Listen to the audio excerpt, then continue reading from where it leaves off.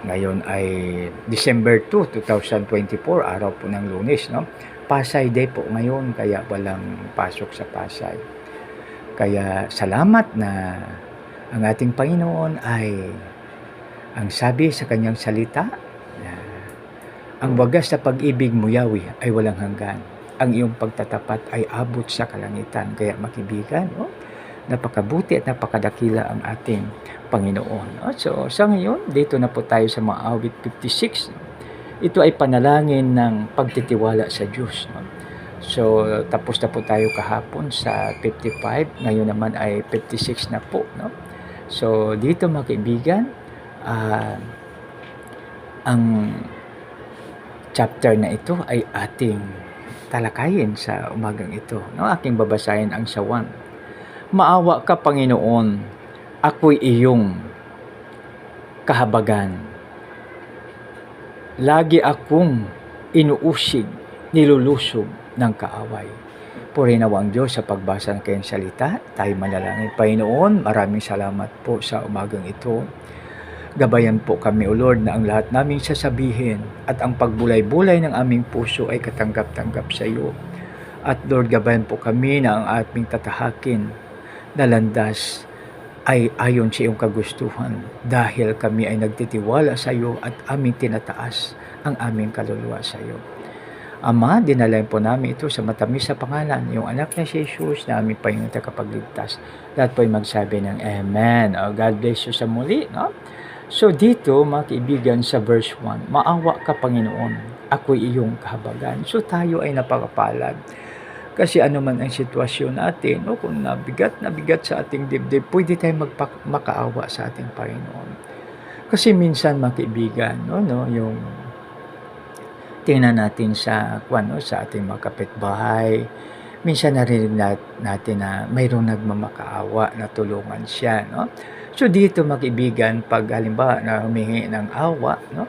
So siyempre tutulungan natin kung ano ang mayroon sa ating mga kamay, no? In the power of our hands. Dapat ito ay ating ibigay, no? Hindi natin dapat ipagkait, no? So halimbawa, no? Walang sasaingin ang kapitbahay ng almusal, no? So pwede naman 'yan, no? So pag wala siyang kain almusal, may bigas tayo, bigyan natin, o sa kapitbahay, no?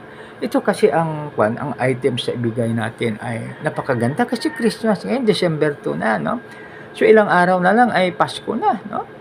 So, 25 minus 2, 23 days more, mga kaibigan, Pasko na, no? So, kaya yan, mga kaibigan, no? So, mayroon na minsan yung mga anak na makaawa sa mami at daddy, no? Mami, maawa ka naman sa akin, no?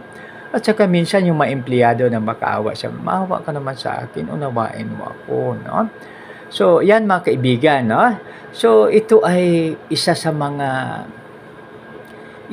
maganda sa ating Panginoon dahil tayo ay pwedeng magmakaawa sa Kanya. No? Halimbawa, pagod na pagod tayo. No? So, sabihin po natin, Lord, pagod na po ako. Maawa ka sa akin. No? Bigyan mo po ako ng lakas. Na. So, dito makibigan, naalala ko yung aking dalawang anak, pasensya na po kayo, example, si Kati at si Ken. Pumunta po kami sa pamangkin ko sa Cavite. No? So ngayon malayo yung lalakarin. So lakad kami ng lakad. Alam niyo ba, mga kaibigan? Yung dalawa ko anak, hindi na lumakad dahil sobrang pagod. Umupo. Kaya siyempre napilitan si papa nila na mag-ano siya, no? Siyempre sasakay, no? Kasi hinahanap namin yung bahay ng pamangkin ko.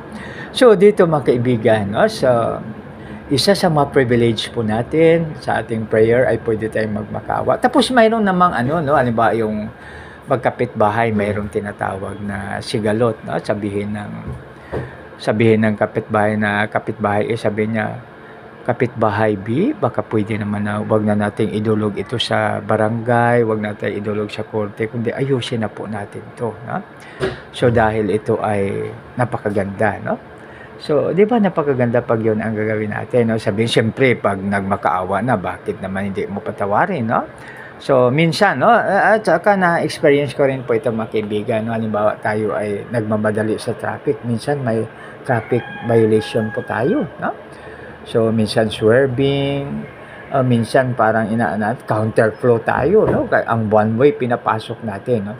So kahit ini-stick to ng mga traffic enforcers, pag sabi natin, pasensya na po kayo, no, dahil sa hindi ko po alam na ganito pala. So kaya sorry na, no, dahil sa LTO po siya ngayon, no, kung hindi po ako nagkamali mga kaibigan, kung may violation po tayo, ay pag-renew natin ng ating license ay 5 years lang, no, na dapat 10 years, no. So yan po mga kaibigan, no. So mapalad po tayo dahil ito po ay makatulong sa atin na tayo po ay tinatawag natin na makaano po tayo, makahingi ng awa sa ating Panginoon, no. Kaya sa kanyang awa at habag, no, naging maayos ang ating buhay, no, sa awa at habag ng ating Panginoon. So yan, no. So kaya napakaganda yung prayer. Alam niyo ba mga kaibigan na during World War II, napakarami sana na British soldier na kasama sa Allied Forces at saka French soldiers ang na-trap sila sa isang island. So ngayon,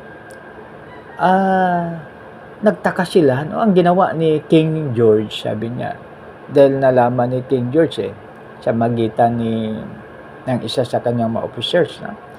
So nalaman ni King George ang bigat ng sitwasyon. So biro mo yan, mas slaughter yung dami-daming mga soldiers. So kaya ang ginawa niya, sabi niya, we will pray, no? Dideclare niya yung araw na yung day of prayer. So sirado ang mga church, hindi makapasok ang tao, sabi sa bahay kayo mag-pray, no? Kasi ang prayer napakaganda mga kaibigan, kasi anywhere tayo, no? Tapos nagtaka, according to history, hindi ma-explain, no? Bakit during that time si Hitler po ay nag-order na stop operation, no?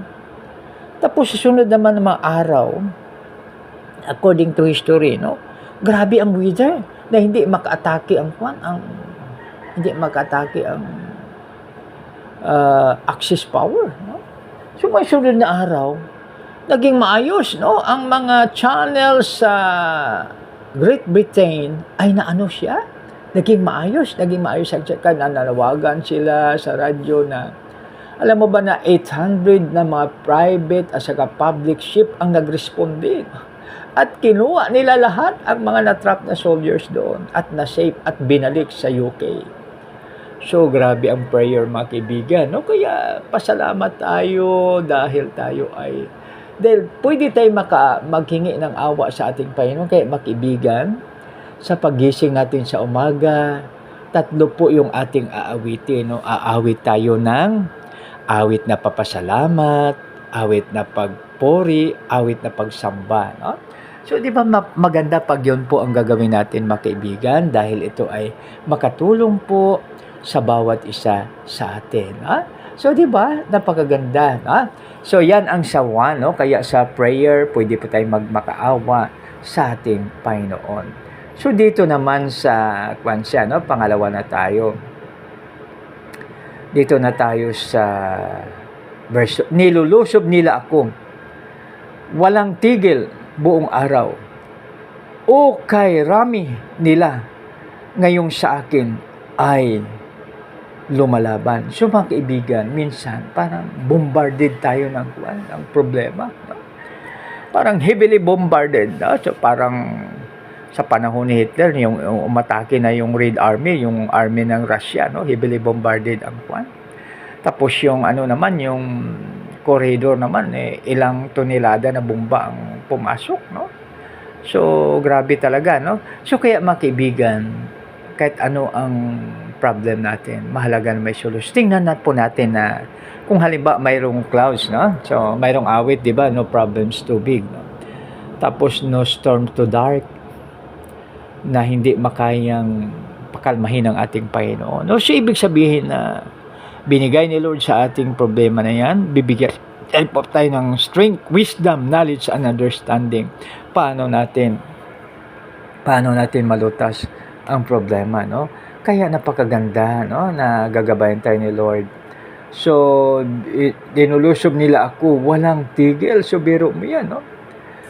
Kapag ako'y natatakot, o aking Diyos na dakila, sa iyo ko ilalagak pag-asa ko at tiwala. So yan. So mga kaibigan, tandaan na pag-asa at tiwala, ilagak natin kay Lord. pag-asa at tiwala, mga kaibigan, doon natin ibibigay sa Kanya. No? Napakaganda na mayroon tayong lalagakan ng ating pag-asa at ating tiwala. No? Dahil pag mawalan tayo ng pag-asa, mahirap na. No? So, dapat ang hope na si Lord ang pwedeng magbigay sa atin, ang tiwala ay huwag nating iwala, mga kaibigan. Dahil si Lord ang siyang tutulong sa bawat isa sa atin. No? Napakaganda at napakainam pag tayo ay sa ating Panginoon. No? Napakaganda pag tayo ay kay Lord, mga kaibigan. No? Tiwala at pag-asa ilalagak natin sa Kanya. Pangako niyang, pangako niya'y binitiway, pinupuri ko ng lubos. Tanging sa iyo, umaasat, nananalig ako, O Diyos. Sa tao, ang katulad ko, hindi ako natatakot. No? So sabi ng salmista dito, sa tao, hindi siya natatakot, kundi natatakot sa kay Lord. Ang mahalaga, mga kaibigan, ang pag-asa natin at tiwala, ilagak natin sa ating Panginoon, mga kaibigan. So dito, no? So, pangako niyang binitiway, pinupuri ko ng lubos, no? So, ang dami ng pangako ni Lord sa atin, no? So, isa sa mga babanggitin po ni Abang Lingkod ay hindi niya po tayo itatakwil, hindi niya po tayo iiwanan, no? Kaya napakabuti at napakadakila ang ating Panginoon, mga kaibigan. So, dito ngayon, lagi silang sama-sama. Biro mo yan o sama-sama yung mga kaawan. Sa kublihan nilang dako, no? Naghihintay ng sandali upang kitlin ang buhay ko, no? So yan, mga kaibigan, no? Kaya kahit anong bait natin, mayroon pa rin nagagalit, no? Kaya parang mga mga leon na handang-handa na umatake, no? Sa kanilang mga biktima, no? Subalit, pag kay Lord tayo, sino pa po ang laban sa atin? Walang laban sa atin pag kay Lord tayo, kaya napakapalad po natin. 7. Sa masama nilang gawa, O Diyos, sila'y parusahan. No? Kaya, mga kaibigan, ano man ang ating itinanim, yun ang ating aanihin. Kaya pag magtanim tayo ng pag-ibig ang ating aanihin. Pag ating itanim ay galit din yung ating aanihin, mga kaibigan. Ang Abang Lingkod ay isang farmer, no? So, na naghintay ng ulan, matyagang maghintay ng ulan, matyagang naghintay na mahinog na ang palay para aanihin, no? Kaya ito yung sa mga farmers, no? So, kaya, mga kaibigan, tayo ay magtulungan. I-share natin ang Word of God, no? So, dito, sa tindi ng iyong galit, gapiin mo silang tunay. So yan, no? Siyempre ang Panginoon ay galit, no? Pag tayo ay hindi susunod sa Kanya.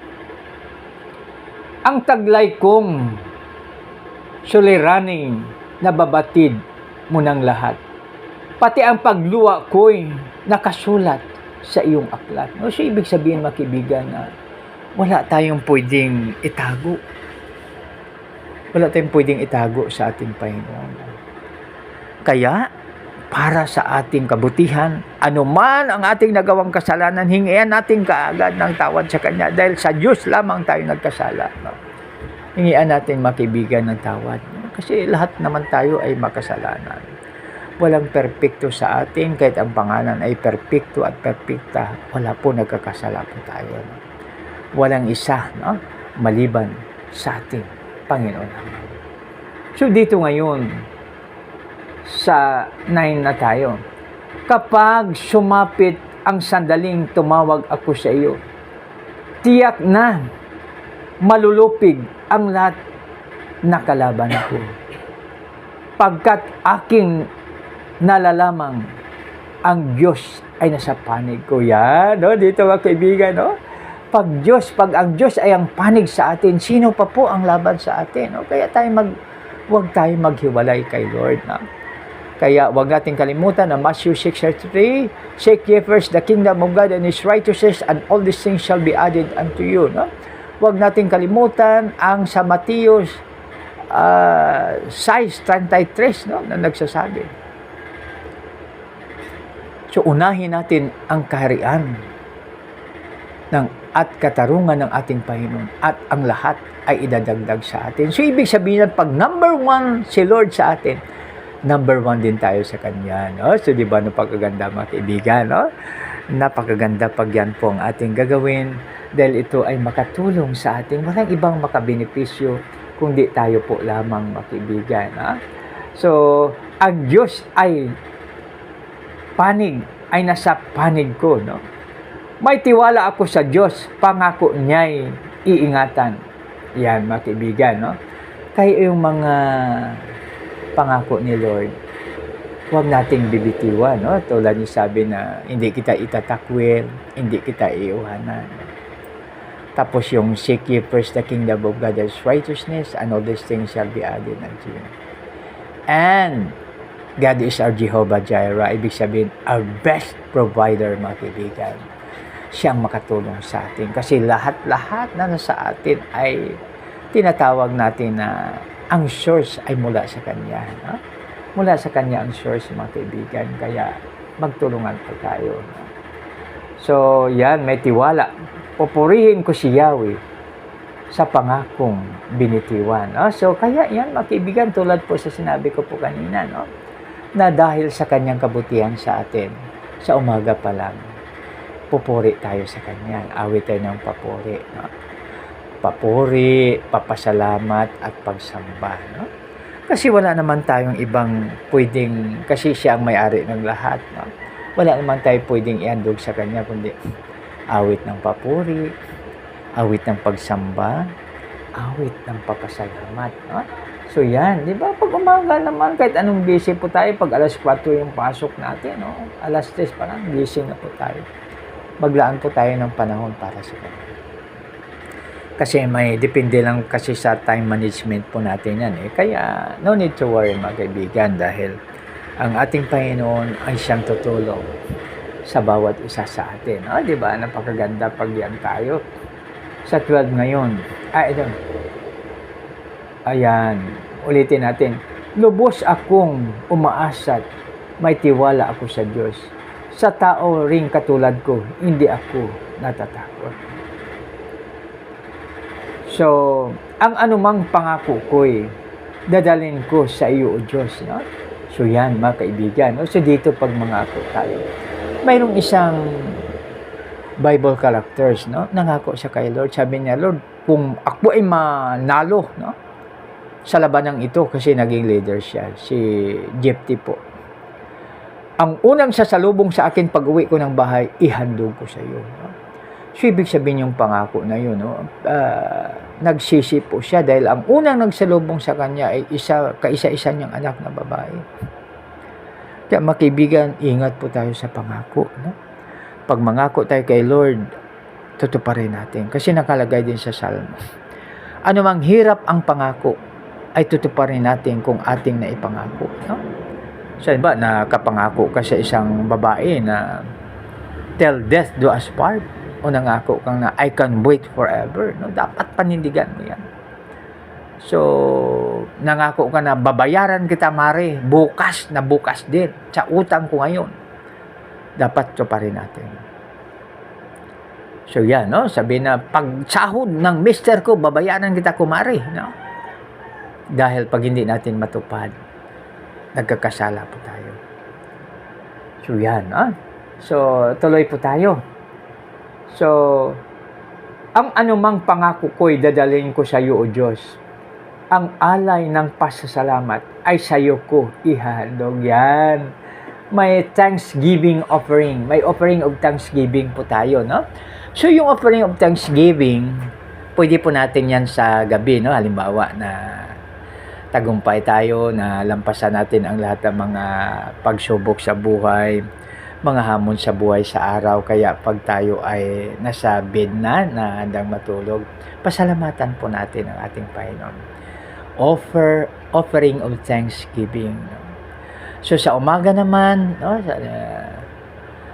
mag-offer tayo ng offering of thanksgiving dahil binigyan tayo ng additional life. No? So, wag nating kalimutan magpasalamat. No? So, ulitin ko po mga kapatid, mayroon pong 10 may sakit ang lumapit kay Lord. Sabi, pagalingin mo kami. Galing sabi ni Lord, pumunta kayo sa pare, magpasuri kayo doon.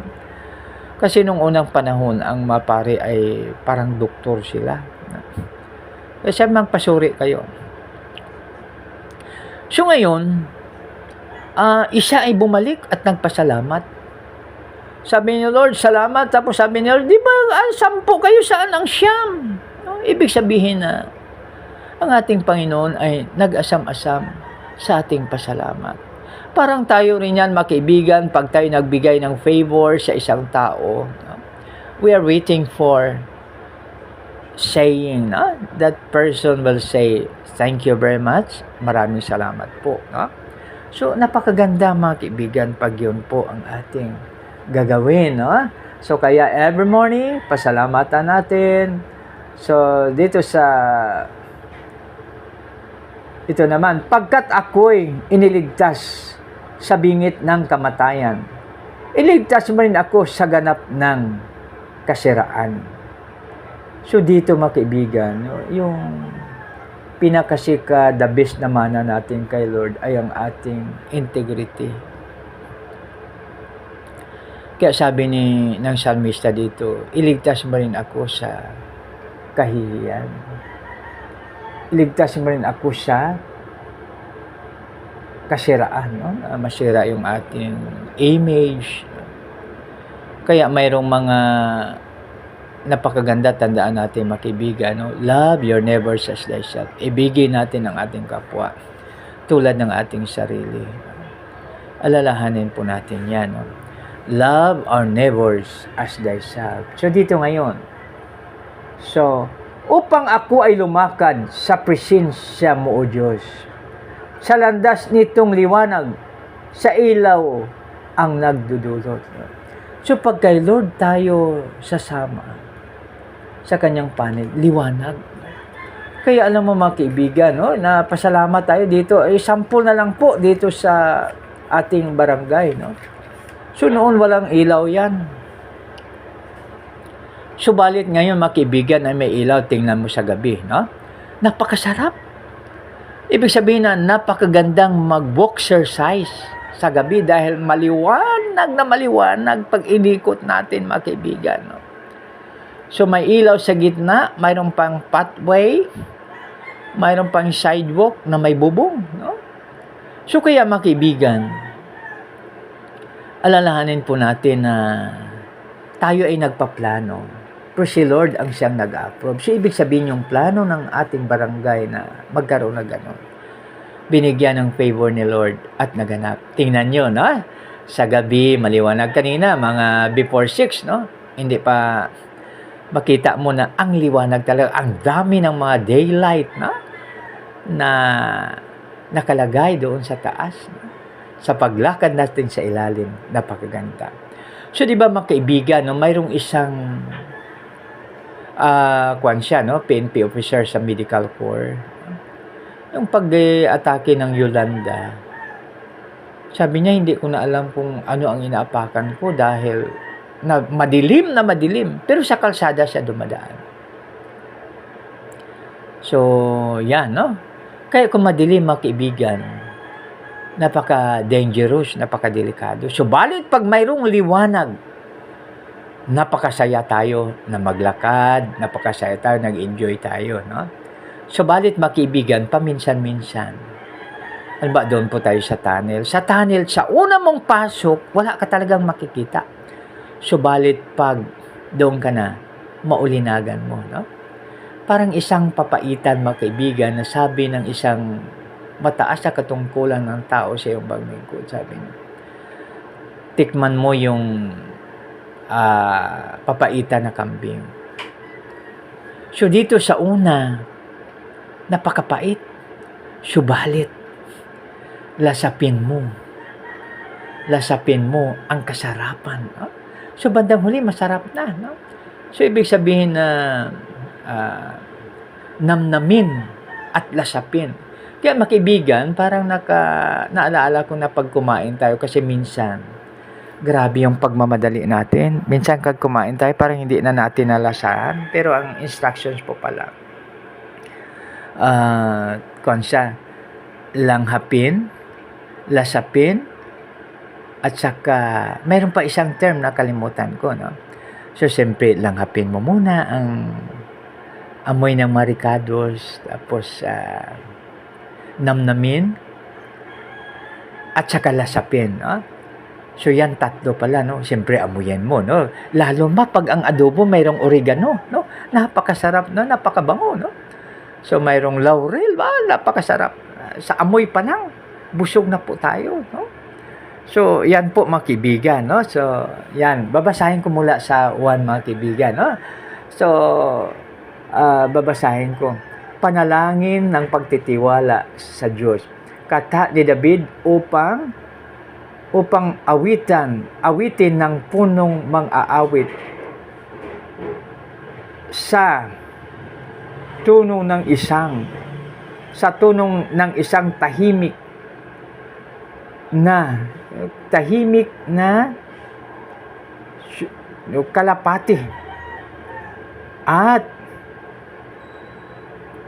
malagong lugar, isang miktam ng siya'y dakpin ng mapalistiyo sagat, no?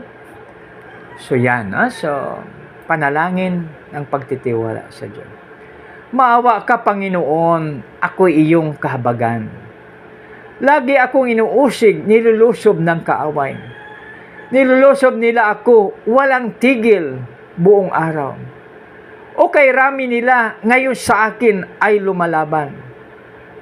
Kapag ako'y natatakot, o aking Diyos na dakila, sa iyo ko ilalagak pag-asa ko at tiwala. Pangako nito niyang binitiway, pinupuri ko ng lubos. Tanging sa iyo umaasat, nananalig ako, O Diyos. Sa tao ring katulad ko, hindi ako natatakot. Ang lahat ng kaaway ko'y lagi akong ginugulo. Ang palaging iniisip ay kanilang saktan ako. Lagi silang sama-sama sa kublihan nilang dako. Naghintay ng sandali upang kitlin ang buhay ko. Sa masama nilang gawa, O Diyos, sila'y parusahan. Next verse, mga kaibigan. Dito na po. Sa tindi ng iyong galit, gapiin mo silang tunay. Ang taglay kong sulirani, nababatid mo ng lahat. Pati ang pagluwa ko'y nakasulat sa iyong aklat. Kapag sumapit ang sandaling, tumawag ako sa iyo. Tiyak na malulupig ang lahat na kalaban ko. Pagkat akin nalalamang, ang Diyos ay nasa panig ko. May tiwala ako sa Diyos, pangako niya'y iingatan. Pupurihin ko si Yahweh sa pangakong binitiwan. Lubos akong umaasas, may tiwala ako sa Diyos. Sa tao ring katulad ko, hindi ako natatakot. Ang anumang pangako ko'y dadaling ko sa iyo, O Diyos. Ang alay ng pasasalamat ay sa iyo ihandog. Pagkat ako'y iniligtas sa bingit ng kamatayan, iniligtas mo niya ako sa ganap na kasiraan.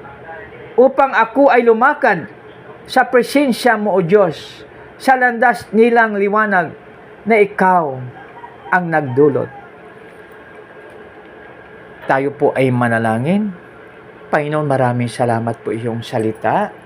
Lord, aking dinadalangin na pagpalain mo ang bawat isa. Panginoon, gamitin mo po kami sa makapayang paraan para sa iyong kalawalatian. Panginoon, maraming salamat po sa iyong kagandahang loob sa bawat isa sa amin. Lord, tulungan mo po kami na ma-share iyong salita at tulungan mo po kami, O Lord, na mahalin namin ang aming kapwa na tulad ng aming sarili. Sa aming dakilang Ama ang Diyos ni Abraham, Isaac at Jacob, dinadahin po namin ito sa matamis na pangalan. Yung anak na si Jesus na aming Panginoon tagapagligtas. Lahat pa'y magsabi ng Amen. God bless us all.